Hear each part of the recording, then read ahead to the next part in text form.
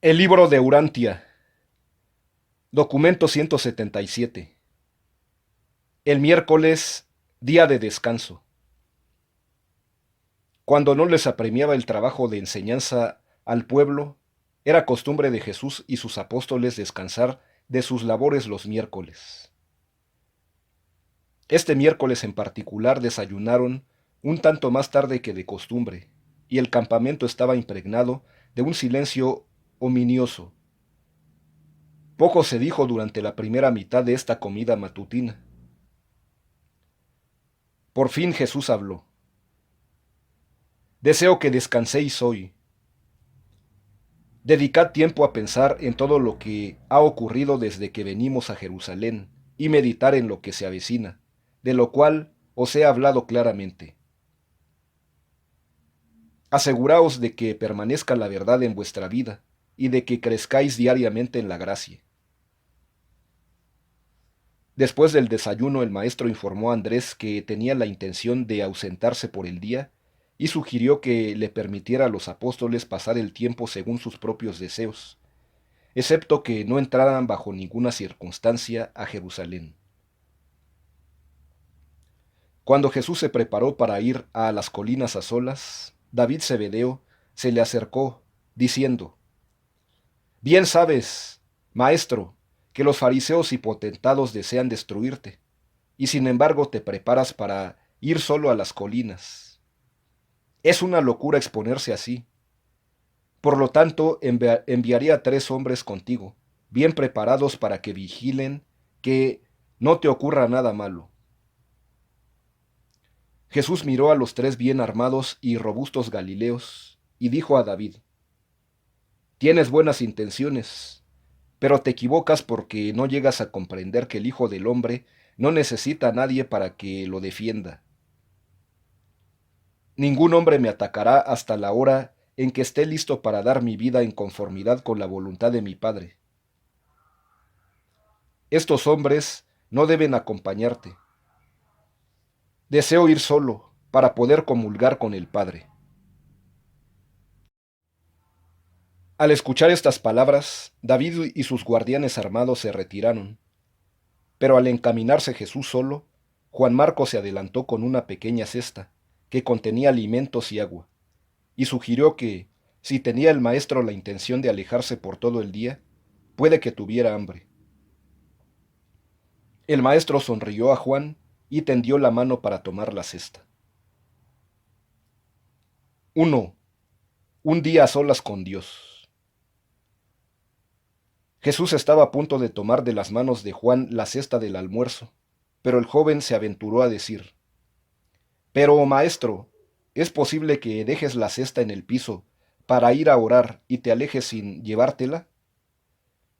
Además, si yo te acompañara para llevar el almuerzo, tú estarás más libre para adorar, y yo con toda seguridad me quedaré callado.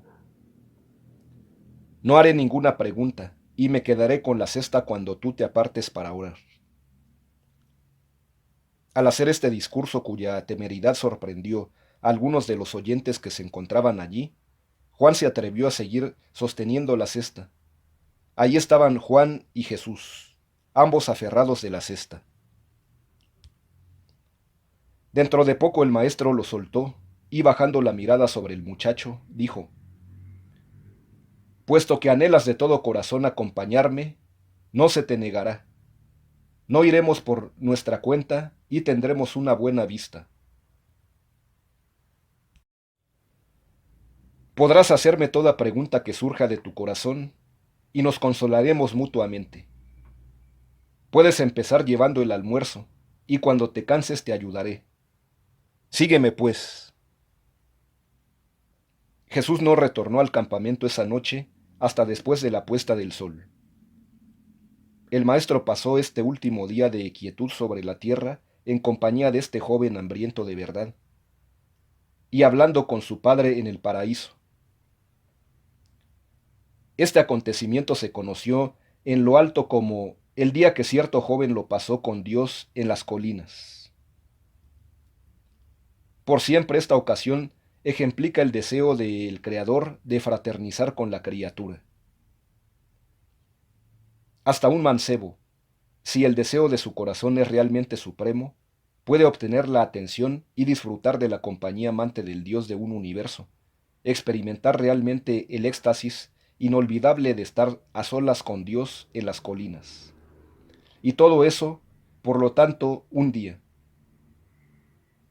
Esta fue la experiencia singular de Juan Marcos este miércoles en las colinas de Judea.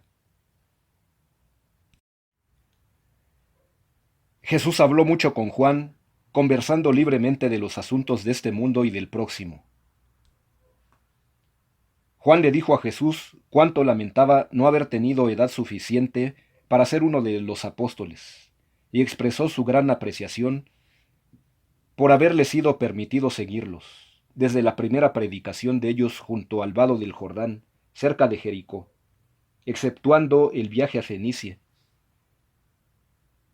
Jesús le advirtió al joven que no se desalentara por los acontecimientos inminentes, y le aseguró que viviría para transformarse en un poderoso mensajero del reino.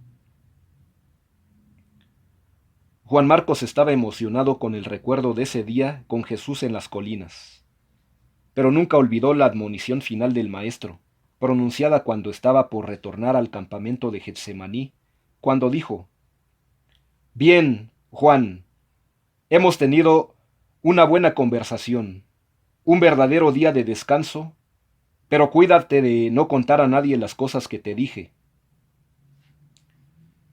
Juan Marcos nunca reveló nada de lo que sucedió durante ese día que pasó con Jesús en las colinas. A lo largo de las pocas horas restantes de la vida terrenal de Jesús, Juan Marcos no permitió que el Maestro se alejara por mucho tiempo de su vista. El muchacho estaba siempre oculto, pero cerca. Solo durmió cuando Jesús dormía. 2. La vida hogareña de los primeros años.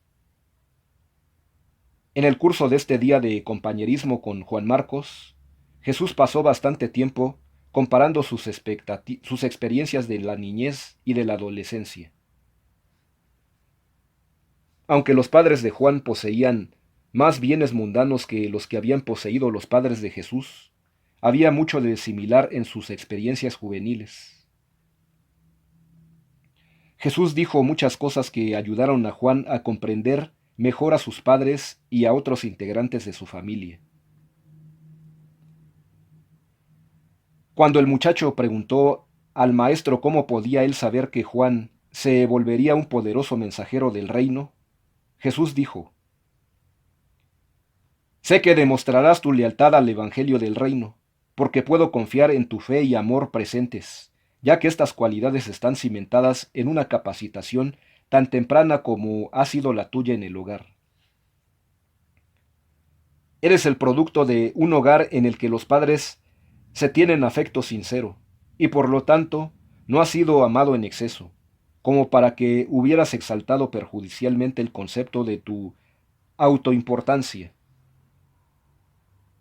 Tampoco has sufrido distorsiones de tu personalidad como consecuencia de posibles maniobras sin amor de tus padres, el uno contra el otro por ganar tu confianza y lealtad.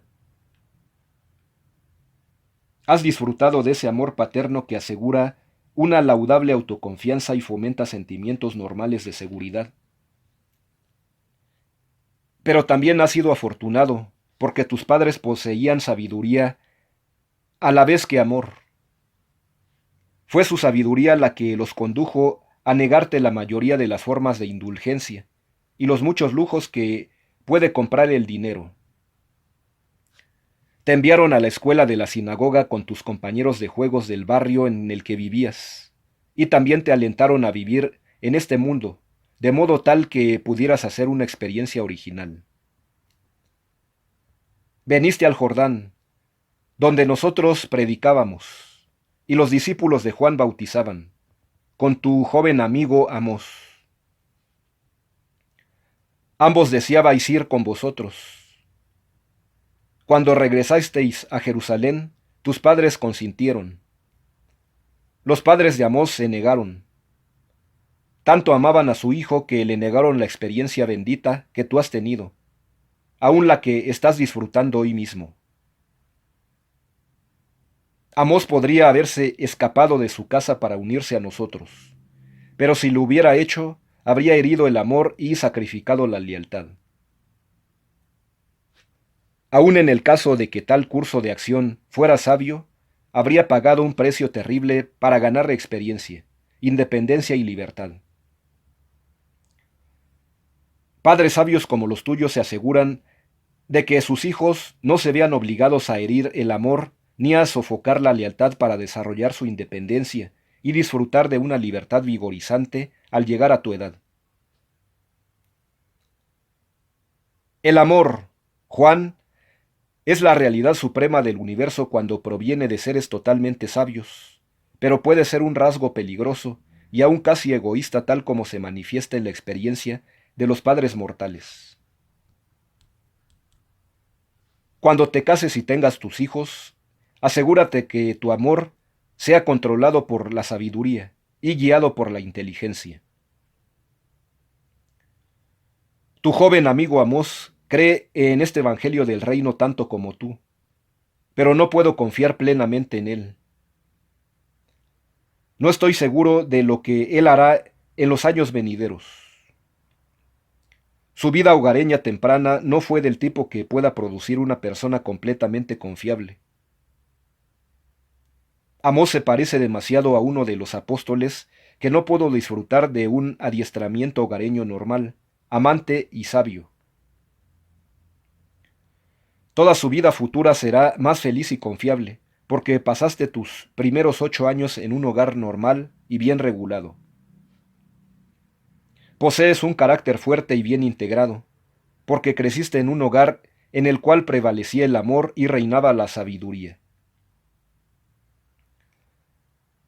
Este tipo de adiestramiento durante la infancia produce un tipo de lealtad que me da la certeza de que seguirás el curso de acción que has comenzado. Por más de una hora Jesús y Juan continuaron esta conversación sobre la vida hogareña.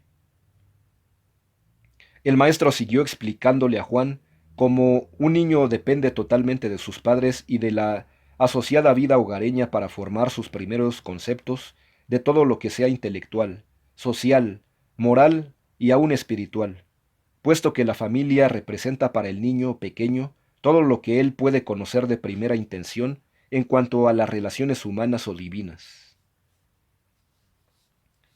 El niño deriva de sus primeras impresiones del universo, de los cuidados de su madre. Depende completamente del Padre terrenal para sus primeras ideas sobre el Padre celestial. La vida subsiguiente del niño será feliz o infeliz, fácil o difícil, según haya sido su vida mental y emocional temprana, condicionada por estas relaciones sociales y espirituales del hogar. La vida entera de un ser humano está enormemente influida por lo que sucede durante los primeros años de su existencia. Es nuestra creencia sincera que el Evangelio contenido en las enseñanzas de Jesús, fundado como lo está en la relación entre padre e hijo, podrá difícilmente disfrutar de una aceptación mundial hasta el momento en que la vida hogareña de los pueblos modernos civilizados contenga más amor y más sabiduría. A pesar de que los padres del siglo XX poseen gran conocimiento y mayor verdad para mejorar el hogar y ennoblecer la vida hogareña, sigue siendo un hecho que muy pocos hogares modernos llegan a ser medios para la crianza de niños y niñas, tan buenos como lo fuera el hogar de Jesús en Galilea y el de Juan Marcos en Judea. Sin embargo, la aceptación del Evangelio de Jesús dará como resultado una mejora inmediata de la vida hogareña.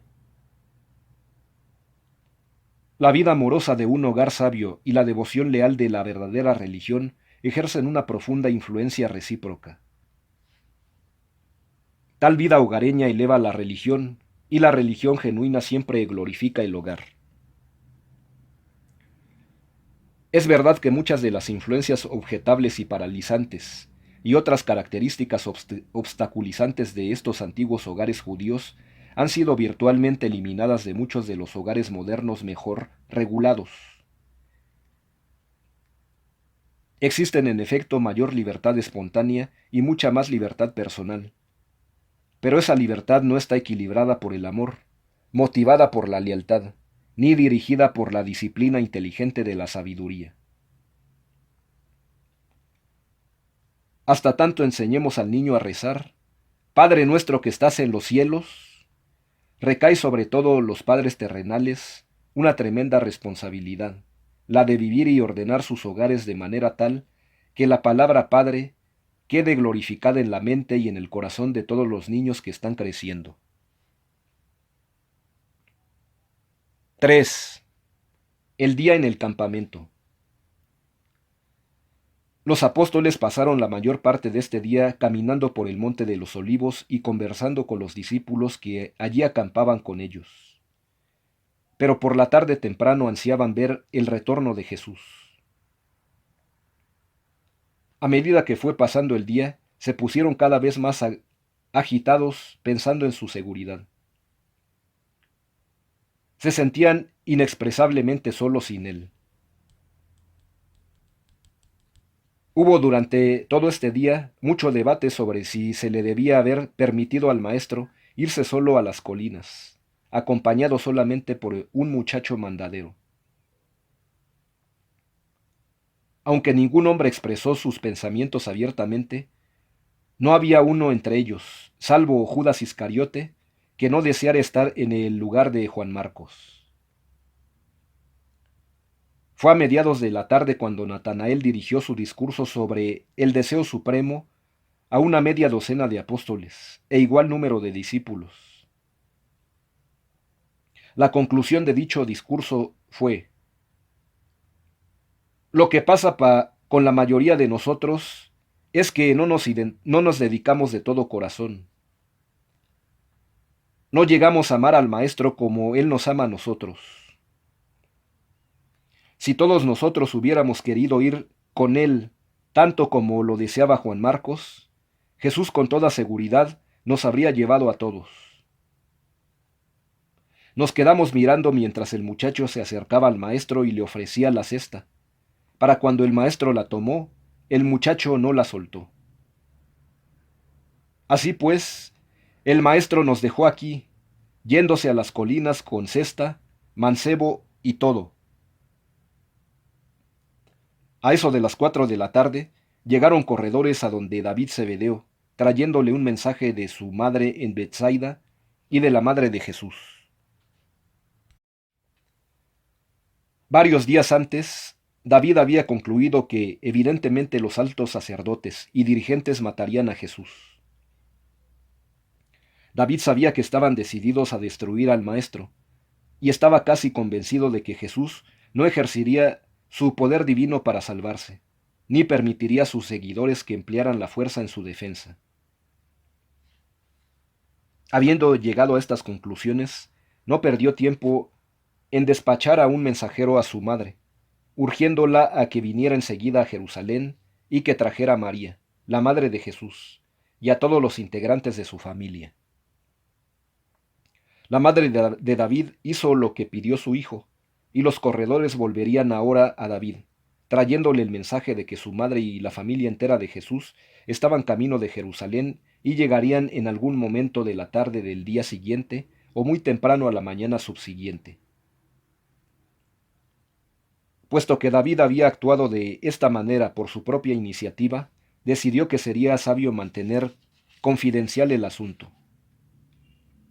Por lo tanto, no le dijo a nadie que la familia de Jesús estaba camino de Jerusalén.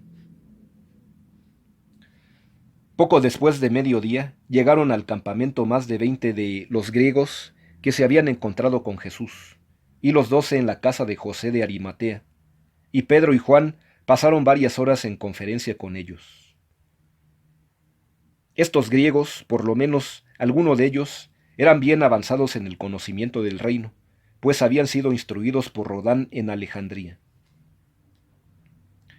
Esa noche, después de volver al campamento, Jesús se encontró y conversó con los griegos, y de no haber sido por tal curso de acción, hubiera turbado grandemente a sus apóstoles y a muchos de sus discípulos principales. Él habría ordenado a estos 20 griegos, así como había ordenado a los 70. Mientras estaba ocurriendo todo esto en el campamento, en Jerusalén los altos sacerdotes y ancianos estaban sorprendidos de que Jesús no volviese para dirigirse a las multitudes. Aunque es cierto que el día anterior, al abandonar el templo, él había dicho: «Os dejo vuestra casa desolada». Ellos no podían entender que dejara de aprovechar la gran ventaja conseguida en el favor de las multitudes. Aunque ahora temían que él pudiese producir un tumulto en el pueblo, las últimas palabras que dirigiera el maestro a la multitud habían sido en forma de exhortación a que conformaran en maneras razonables a la autoridad de los que se sientan en el trono de Moisés. Pero estaban muy ocupados ese día en la ciudad, puesto que se preparaban simultáneamente para celebrar la Pascua y para finiquitar los planes de destrucción de Jesús. No vino mucha gente al campamento porque su ubicación era un secreto bien guardado por los que sabían que Jesús deseaba permanecer allí en vez de volver a Betania por las noches. 4. Judas y los altos sacerdotes. Poco después de que partieran Jesús y Juan Marcos del campamento, Judas Iscariote desapareció de entre sus hermanos y no volvió hasta tarde esa noche. Este apóstol confundido y descontento, a pesar de la admonición específica de su maestro de que no entraran a Jerusalén, concurrió deprisa a su cita con los enemigos de Jesús en la casa de Caifás, el sumo sacerdote. Era esta una reunión informal del Sanedrín, y se la había planeado para poco después de las 10 de esa mañana.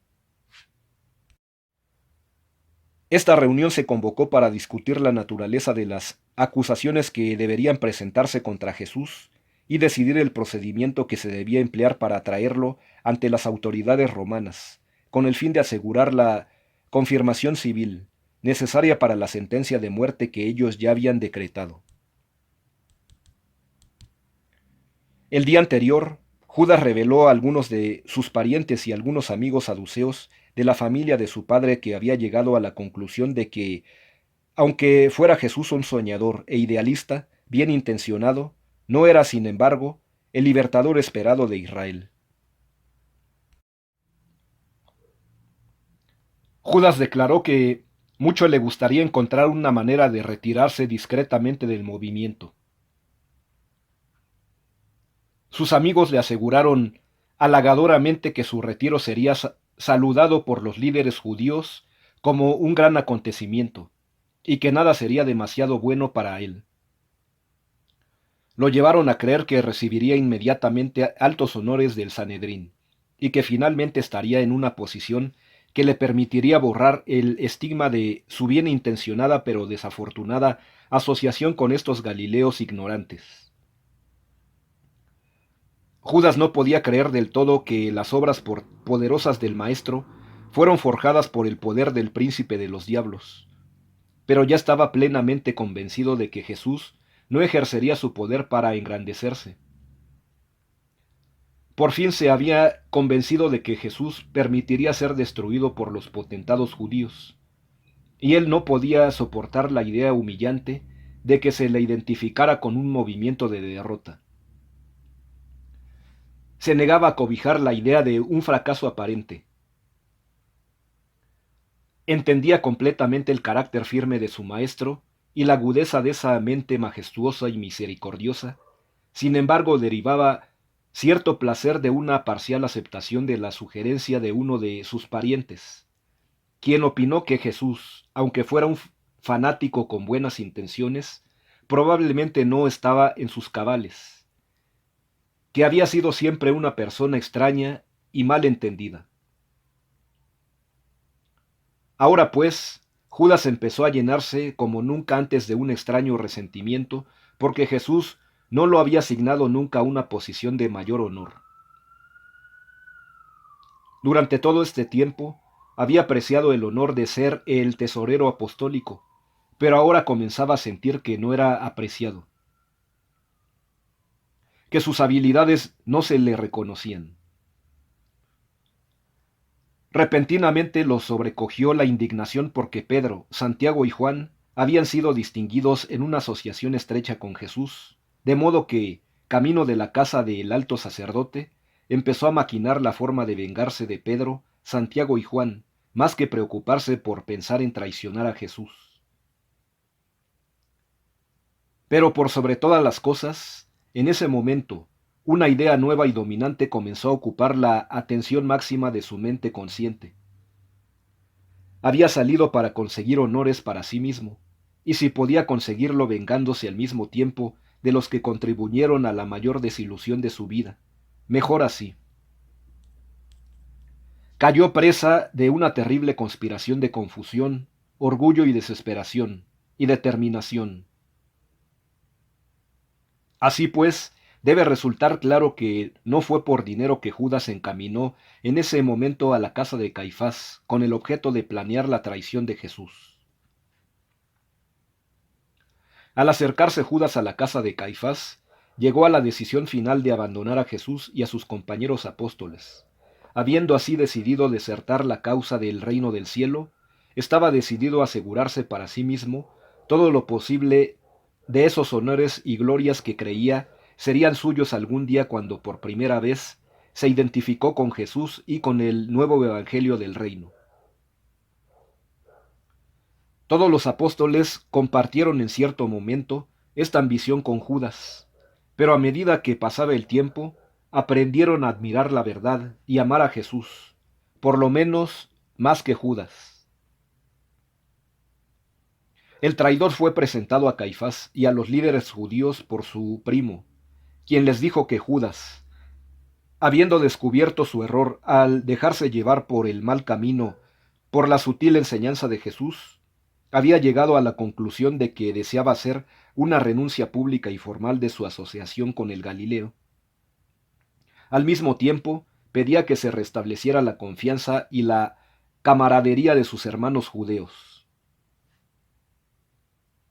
Este portavoz de Judas siguió explicando que Judas reconocía que sería mejor para la paz de Israel que Jesús fuera arrestado y que, como prueba de su arrepentimiento por haber participado en este movimiento erróneo y de su sinceridad a regresar a las enseñanzas de Moisés, venía para ofrecer sus servicios al Sanedrín, para arreglar como el capitán encargado de arrestar a Jesús que se efectuara el arresto en forma secreta, evitando así el peligro de excitar a las multitudes o la necesidad de posponer la acción hasta después de la Pascua. Cuando el primo terminó de hablar, presentó a Judas quien, adelantándose frente al sumo sacerdote, dijo: «Todo lo que mi primo acaba de prometer lo haré yo, pero ¿qué estáis dispuestos a darme a mí por este servicio?» Judas no pareció discernir la expresión de desdén y aún de disgusto que inundó el rostro del vanaglorioso Caifás, de corazón endurecido. Demasiado ansiaba a él su autoglorificación y anhelaba la satisfacción de la autoexaltación. Entonces Caifás bajó la mirada sobre el traidor y dijo: «Judas, ve a donde el capitán de la guardia y arregla con este oficial para traernos a tu maestro esta noche o mañana por la noche, y cuando nos lo entregues, recibirás tu recompensa por este servicio». Cuando Judas oyó esto, se despidió de los altos sacerdotes y líderes y fue a consultar con el capitán de los guardias del templo en cuanto a la forma en que habían de apresar a Jesús.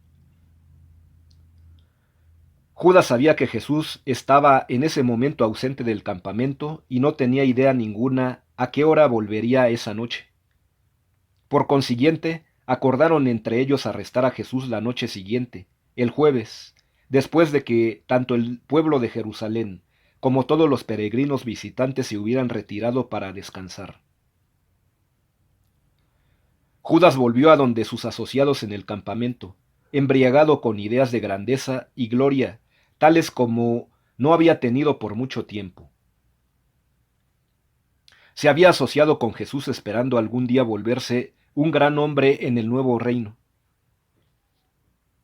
Finalmente se había percatado de que no habría un nuevo reino tal como él lo había anticipado. Pero se regocijaba de su sagacidad al decidir que compensaría su desilusión por no poder alcanzar la gloria en ese reino, por venir con la obtención inmediata de honores y recompensas en el viejo orden. Estaba él ahora seguro de que ese viejo orden sobreviviría y destruiría a Jesús y a todo lo que él representaba. En esta última motivación de intención consciente, la traición de Judas demostró ser el acto cobarde de un desertor egoísta, cuya única preocupación era su propia seguridad y glorificación, pese a las posibles consecuencias de su conducta sobre su maestro y sobre sus ex asociados. Pero así fue por siempre. Hacía mucho tiempo que Judas alimentaba consciente y progresivamente en su mente, en forma deliberada, persistente, egoísta y vengativa, y que albergaba en su corazón estos deseos odiosos y malvados de venganza y deslealtad. Jesús amaba a Judas y confiaba en él, aun como amaba y confiaba en los otros apóstoles. Pero Judas no llegó a desarrollar su confianza leal ni de experimentar amor sincero recíproco. Cuán peligrosa puede llegar a ser la ambición cuando está totalmente ligada con la búsqueda de la satisfacción del yo y supremamente motivada por los sentimientos de venganza largamente suprimidos y sombríos. Cuán aplastante es el desencanto en la vida de aquellas personas necias que, porque fijan sus anhelos en las atracciones tenebrosas y desvanecientes del tiempo, se ciegan a las aspiraciones más altas y más reales de los alcances duraderos de los mundos eternos, de valores divinos y realidades verdaderamente espirituales. Judas ansiaba en su mente los honores mundanos y llegó a amar este deseo con todo su corazón. Los demás apóstoles del mismo modo anhelaban estos mismos honores mundanos en su mente, pero con el corazón amaban a Jesús y hacían lo que podían por aprender a amar las verdades de que éste les enseñaba. Judas no se percató en este momento, pero había criticado subconscientemente a Jesús desde el momento en que Juan el Bautista fue decapitado por orden de Herodes. En las profundidades de su corazón, Judas siempre resintió el hecho de que Jesús no hubiera salvado a Juan. No debéis olvidar que Judas había sido discípulo de Juan mucho antes de seguir a Jesús. Esta acumulación de resentimiento humano y amargo desencanto que Judas guardaba en su alma en atuendos de odio, se organizó ahora en su mente subconsciente, lista para aflorar a la superficie e inundarlo en cuanto se atrevió a separarse de la influencia apoyadora de sus hermanos, exponiéndose al mismo tiempo a las astutas insinuaciones y al ridículo encubierto de los enemigos de Jesús. Cada vez que Judas permitía que se remontaran sus esperanzas, y Jesús decía o hacía algo que las derrumbaba, dejaba en el corazón de Judas otra cicatriz de amargo resentimiento, y al multiplicarse estas cicatrices, finalmente su corazón, tantas veces herido, perdió todo afecto real por el que infligiera estas experiencias desagradables a su personalidad bien intencionada, pero cobarde y egocéntrica. Judas no se daba cuenta, pero era un cobarde. Por eso, siempre intentaba atribuir a Jesús tendencias cobardes, como explicación de negarse a buscar el poder y la gloria que parecían estar a su alcance. Todo hombre mortal sabe muy bien que el amor, aunque al principio sea genuino, puede transformarse por el desencanto, los celos y el resentimiento constante en odio verdadero. Por fin podían respirar en paz por unas horas los altos sacerdotes y los ancianos. No tendrían que arrestar a Jesús en público, y el haberse granjeado a Judas como aliado traidor les aseguraba que Jesús no escaparía de su jurisdicción como lo había hecho tantas veces en el pasado. 5. La última hora social. Como era miércoles, esa noche hubo en el campamento una hora social. El maestro intentó levantar el ánimo de sus apóstoles deprimidos, pero eso era casi imposible. Todos empezaron a percatarse de que se avecinaban acontecimientos desconcertantes y aplastantes. No podían alegrar su corazón, aun cuando el maestro recordó con ellos sus años pletóricos y amantes de asociación. Jesús indagó cuidadosamente sobre la familia de cada uno de los apóstoles, y volviendo la mirada hacia David Zebedeo, le preguntó si alguien sabía algo de su propia madre, su hermana mayor u otros integrantes de su familia. David bajó la vista y no se atrevió a responder. Fue esta la ocasión en la que Jesús advirtió a sus seguidores de que se cuidaran del apoyo de la multitud. Recordó sus experiencias en Galilea cuando una y otra vez lo siguieron con entusiasmo grandes multitudes de gente que más adelante les volvieron la espalda, con el mismo entusiasmo volviendo a sus previas creencias y formas de vida.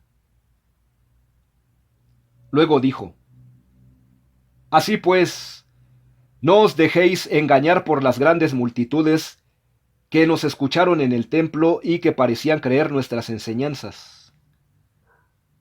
Estas multitudes escuchan la verdad y la creen superficialmente con la mente, pero pocos entre ellos permiten que la palabra de la verdad penetre en su corazón y se arraigue en él. Cuando se presentan verdaderos problemas, no se puede contar con el apoyo de los que conocen el Evangelio solo en la mente y no lo han experimentado en el corazón. Cuando los dirigentes de los judíos lleguen a un acuerdo para destruir al Hijo del Hombre y cuando ataquen al unísono, veréis que la multitud huirá confusa o permanecerá allí, silenciosamente sorprendida, mientras estos líderes enloquecidos y cegados asesinan a los maestros de la verdad evangélica. Luego, cuando os sobrecojan la adversidad y las persecuciones, aun otros que os parezca a vosotros que aman la verdad, huirán, y algunos renunciarán al evangelio y os desertarán. Algunos de los que estuvieron muy cerca vuestro ya han decidido la deserción en su mente. Hoy habéis descansado, en preparación para los tiempos inminentes. Vigilad pues y orad para que mañana podáis ser fortalecidos para los días que quedan por delante. El ambiente del campamento estaba cargado de una tensión inexplicable. Mensajeros silenciosos iban y venían, comunicándose únicamente con David Zebedeo. Antes de que pasara la noche, supieron algunos que Lázaro había huido deprisa de Betania. Juan Marcos estaba siniestramente taciturno después de volver al campamento, a pesar de que había pasado el día entero en compañía del maestro. Todo esfuerzo por persuadirlo a que hablara solo indicó claramente que Jesús le había dicho que no hablara. Aún el buen humor y la sociabilidad poco usual del maestro los llenaba de temor. Todos sentían la amenazante proximidad del terrible aislamiento que pronto descendería sobre ellos en forma repentina y aplastante, y con terror ineludible. Sentían vagamente lo que estaba por ocurrir, y ninguno se sentía preparado para enfrentarse a la prueba. El maestro había estado ausente todo el día. Lo habían extrañado entrañablemente. Este miércoles por la noche señaló el punto de marea más baja del estado espiritual de ellos hasta la hora misma de la muerte del maestro.